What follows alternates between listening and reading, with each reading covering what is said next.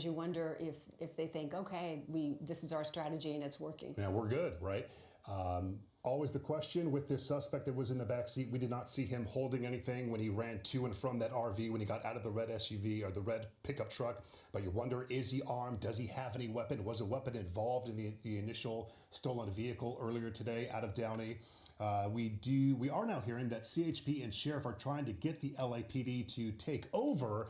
That has not happened yet. So now multiple agencies have been.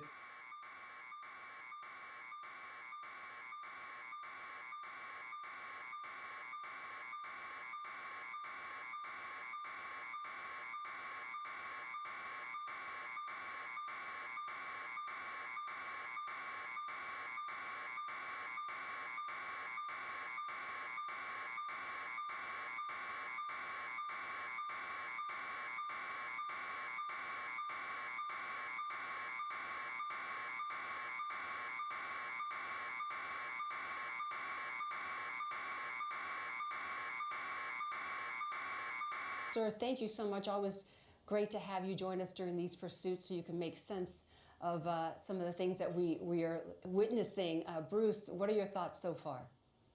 Well, this is definitely one of the more bizarre ones, the fact that he gets out of a vehicle that's wanted by police and then basically gets picked up by another vehicle and is just kind of hanging out with them while they drive.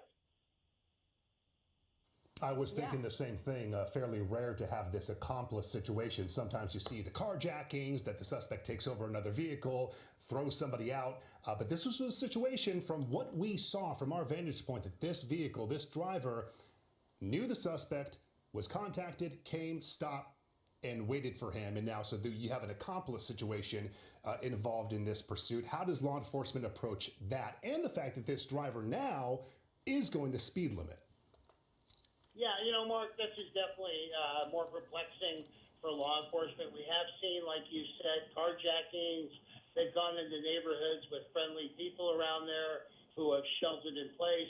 But this one, you know, he called somebody possibly, and this person came to pick him up, and now they're just kind of driving at normal, safe speeds until law enforcement gets on scene. And we do have LAPD now. There's an LAPD cruiser right there in one lane to the left behind him. So they have now, looks like, taken over this pursuit. Initially it was LA County Sheriff's, then CHP. They requested the help of LAPD, and they have now arrived on the scene. We can't tell you, eastbound 60 freeway now was approaching Whittier Boulevard. Not sure if that exit has passed yet, but they are on the eastbound 60 freeway. If you know anyone in that area, perhaps traveling in the area, for them to be advised of what's headed their direction. But now at this point, multiple freeways on and off the freeway, so multiple areas impacted now by this pursuit, at least one cruiser there trailing. Bruce, can I ask you how difficult it is when it transfers from one law enforcement jurisdiction to another, from sheriff to CHP, now to LAPD? Is it seamless, or does that make it more difficult? You know, that's a great question. We would like to believe it's seamless because of the radio under mutual aid. The agencies are monitoring this pursuit. When it comes in the area, they basically make a request saying, you know, well, we would ask that, you know, LAPD take this pursuit over from us because they're on surface streets in an LAPD area. So you can run for the police, but you cannot outrun that radio or the helicopters. Yeah, good point. And is there any scenario in which law enforcement would just back off of this altogether because the stolen vehicle is now stopped right on the street? We saw it abandoned, and maybe just let this go since they are driving safely at this point? Yeah, another great question, Joanna. You know, when it gets to the point where it's unsafe. Again. And at times been pretty close to potential head-on collisions with other cars around these bends. There have been some close calls here with this driver going to try to maneuver past this guy. And here's the problem. These drivers, like this silver SUV in front, they don't know what's going on. They just see this, you know, what they probably think is a crazy guy coming up behind them. So certainly concerning for other motorists on the road. Air 7, if you could pull out just a bit to give us a view, if we have law enforcement, how far behind are they if they are trailing? See, this might be one of those tracking mode situations where they now have pulling back because it's off the freeway, but no doubt still following with the helicopter. You know, at this point, if I was the watch commander, I would probably request that the units go into a tracking mode or surveillance mode. Let the helicopters do their job. Oh, look at this! Look at this, Bruce. He just went over a middle divider there, onto another street. And now we don't know where he's on at this point. We'll try to get an update for you. But again, speeding. Wrong side of the road as he goes through the signal. Let's see. Yeah, no one is chasing him now. That's the last word from our assignment desk, according to the LAPD. He's now on Huntington, and we actually are being told that police units are about a half mile away. And maybe that goes along with the surveillance right there through the middle. Now, wrong side of the road. Oh, you hate to see this. Yeah, you hate to see this kind of behavior. Very dangerous. Again, law enforcement about a half mile behind as they track where they are close enough to be there should this come to an end. You know, they're not far behind, although they're not right behind this guy. They're still nearby. Right, and this behavior alone, him driving against incoming traffic, is enough, I would think, for law enforcement to really try to put an end to this, as opposed to stopping altogether and pulling back. And let me ask Air 7 if I can, are we able to get a view of the driver compartment area to see if we can see if this is the same guy from earlier who got out of that red pickup truck? And we see the arm there. The driving style, the speed now, the way he's going across the road, it's certainly similar to what the situation was earlier when he was in the red pickup truck. So we're hearing from Air 7, they are confirming it is the suspect that was in the red pickup truck. Yeah. So he does have a female, at least one female passenger in this white Chevy now as well. So he's not alone in there. So whether she's now considered an accomplice as well, from what we've seen, she was never behind the wheel. She's been a passenger the entire time. So what her role in this is, how she knows this suspect, that is all to they're now on Mission Road, and all of those things you're pointing out, Mark. We have very little information. We're sharing on city streets. It's on westbound. Yes, I wonder if he will be jumping. Play a role at all? I know there are a lot of cars on the road right now where he is, but we've seen him in some areas with less traffic. Yeah, you know, a spike strip, if he was transversing the same streets, they could formulate that plan. But he or she, we're not sure which one's driving, is basically all over the board on this. They've left the Downey area, they've gone through East LA, Whittier, and now they're in downtown Los Angeles. Yeah, back onto southbound Glendale Boulevard, so kind of made a loop back. You know, he was approaching the 5 or the 2 and then kind of looped back. Yeah, he's making his way into the Silver Lake district now, which is even more congested. Yeah. Lots of pedestrians in both of these areas, which is always a concern, especially seeing the driving style on the wrong side of the road, blowing through stop signs. And as Bruce mentioned, and if you're just joining here, we don't know, we assume, we believe pretty confidently that this is the original suspect who's driving, and that there's a female passenger, potential accomplice, right through that stop sign, also in the car. That would put 2 people in the car, not sure if there's a third person.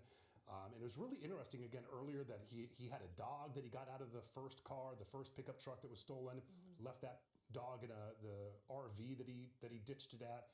So at least 2 people now. So you're gonna have to approach this if and when it comes to an end, getting both of them out and how you handle that situation. Right, and that's the original stolen red vehicle that we were talking about, and that there is the RV, the motorhome that we saw the suspect running into, and now you see video of him running away from the motorhome back towards this white pickup truck that seemed to be waiting for him right here. Yeah. He almost jumped into the front seat and then decided to get back in the cab, and we assume it's because there was that woman in the front seat. And to the left of your screen, you're looking at live pictures from Air 7. I believe he was on Temple. He turned on Union. We don't know where he is right now, but we believe this is in the downtown area adjacent to Silver Lake. He's been driving for a minute, so we're not sure what his latest location is. And the way that he approached that black RV encampment area, it sure seemed that he knew that location, whether it was a friend's place or where he stayed, the way that he entered that RV, which, Bruce, could be a really good lead for law enforcement. I got to assume that some officers then responded to that location, trying to get some more information about the suspect. Is that likely happening as we speak? Yeah, they probably went over to that encampment, you know, in a friendly manner. Basically, anybody know this person? tell me a little bit about him. Do you have a name, anything like that at all?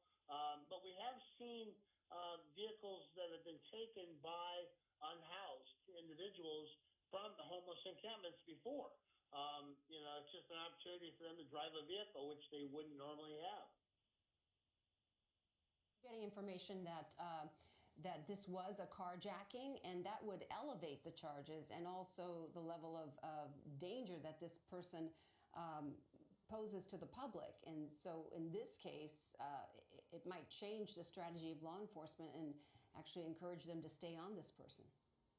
That is interesting. I'm sorry, Mark. What you have is a felony crime now. Mm-hmm. Before you have taken the vehicle without the owner's consent, it's basically a misdemeanor, but now it's been elevated to a grade 1 felony, a carjacking, 215 of the Penal Code.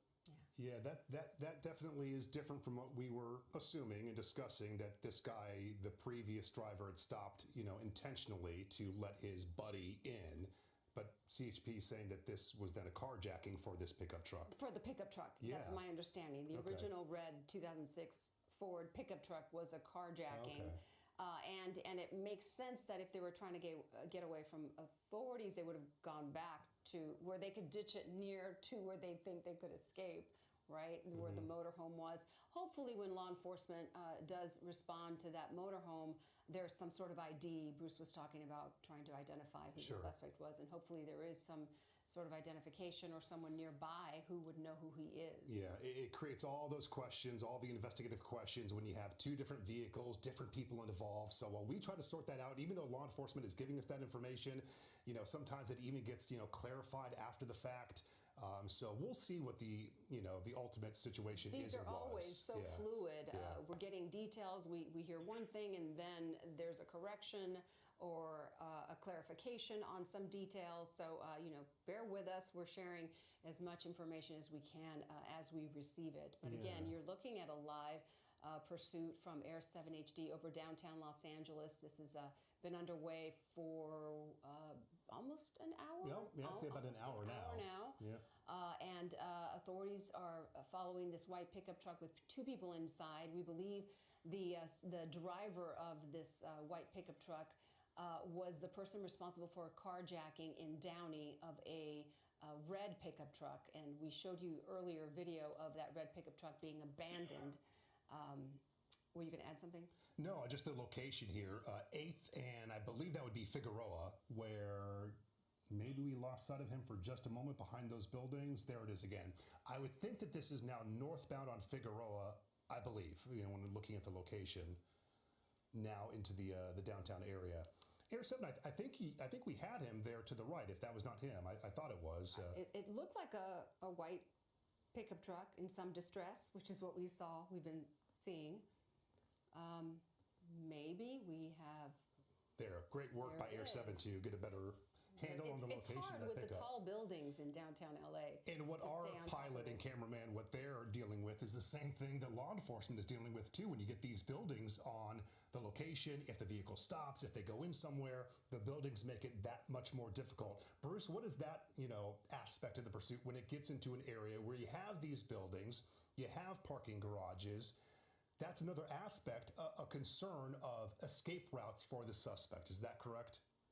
That is 100% correct. The buildings provide cover that the airship can't get low enough to maintain a visual on the suspect. And basically, when they go into those tall building areas or even parking garages, the helicopter is rendered useless. Yeah. Yeah, that's unfortunate. Yesterday, we were following a pursuit at the same time of day, and the driver in that case stopped at a residential building and ran into the parking garage. So, that poses all sorts of new problems. But this pickup truck seems to be going through downtown LA and not stopping and perhaps not looking for a place where he could ditch the vehicle. Yeah, on Olive here, just above Grand Central Market, under this underpass. And did they come out on the other side? May have come to a stop here, just as we were discussing. Yes. Well, let's wait a second and make sure. Yeah. That, it's really hard with these high rises to see what's happening on that street beyond the buildings. Bruce, let me ask you this. If that truck stopped there on Olive, I believe is where they were located, How quickly does law enforcement get in there? Because there are multiple levels for them to escape. What do they do to secure the area? Basically, they're going to set up a containment. The vehicle has stopped. Officers will flood the area.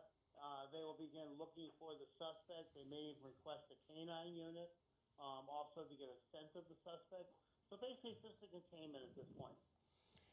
Okay, we're getting word that the vehicle is still evading police, still on the road, still driving, and we're also getting word that the female victim in that white pickup might be a carjacking victim.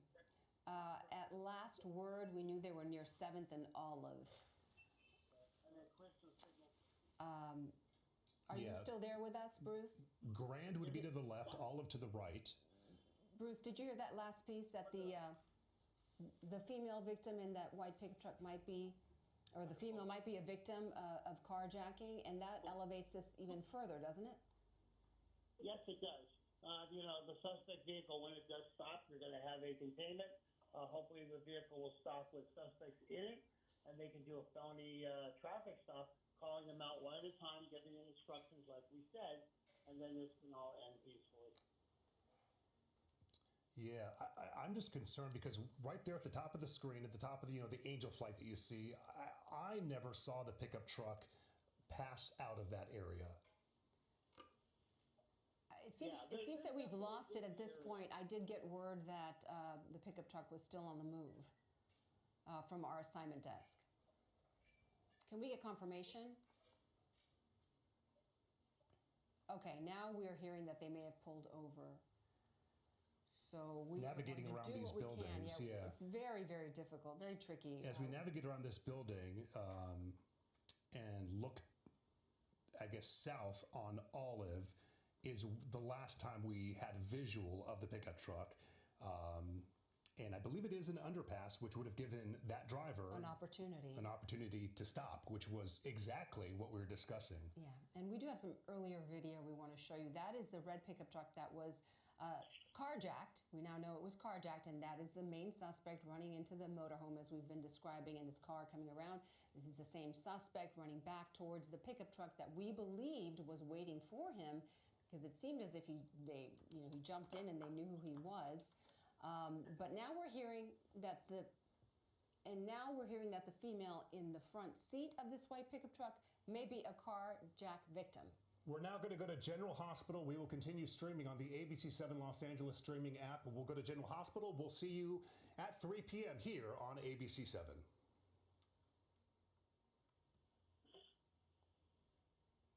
All right, and we're continuing our coverage here on our streaming channel. And again, you're looking at that motorhome to the right of your screen. That is where the suspect jumped into. That's his car, his dog. You can see running around the motorhome.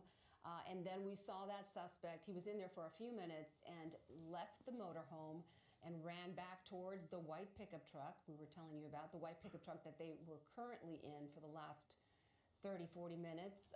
And to your left, you're looking at live pictures from Air 7 of downtown LA, where we are still trying to locate where that pickup truck stopped. We did get word that it did pull over at some point around 7th and Olive. Yeah, and this may be that situation that we were concerned about when it comes to apprehending the suspect, that they, at least for the last few minutes, may have gotten away.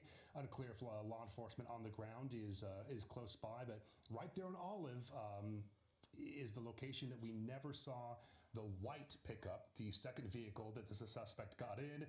Never saw him come out of that area, and it's an area that has multi-level, an overpass, an underpass, and so there would have been locations that both he and the second person in the vehicle could have gotten away to. And Bruce, for those who might be watching, words of advice for folks who might find themselves in the middle of a pursuit when it's underway, or at the end of a pursuit where the suspect hasn't been located, what would you tell the public to do?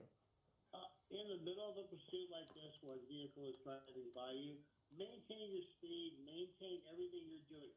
Let it go around you. Don't become part of the problem, as we've seen before, by stopping, trying to box them in. We've seen big semi-trucks get involved and that kind of thing. We highly don't recommend that. And if you're at the end of a pursuit or a terminus, when there are officers with guns drawn and stuff, stay in your vehicle. Take direction from them. Hunker down in the vehicle if you can. Lay on the seat. Let